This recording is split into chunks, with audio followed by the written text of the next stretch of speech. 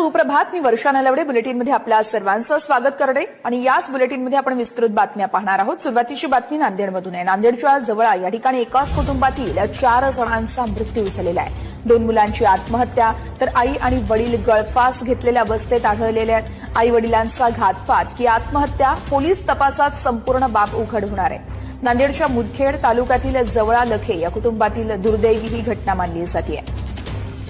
या संदर्भात ज्ञानेश्वर लोंढे आमचे प्रतिनिधी आपल्याला सविस्तर अपडेट्स देत आहेत. ज्ञानेश्वर, हे नेमकं प्रकरण काय आहे आणि सध्याचे अपडेट्स काय आहेत? निश्चित वर्ष आपण जर बघितलं तर नांदेडमधून अतिशय दुर्दैवी घटना समोर येते.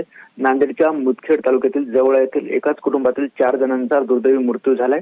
2 जणांनी जे आहे ते रेल्वेखाली आत्महत्या केली तर आई वडील त्यांचे गळफास घेतलेल्या अवस्थेत आढळून आले. त्यामध्ये जर आपण बघितलं तर राधाबाई लखे असं आईचं नाव आहे आणि वडिलांचं नाव जे आहे ते सोनाजी असल्याची माहिती समोर येते. मात्र हा सगळा प्रकार कशामुळे घडला हाही अजून जो पोलिसांपुढे प्रश्न आहे.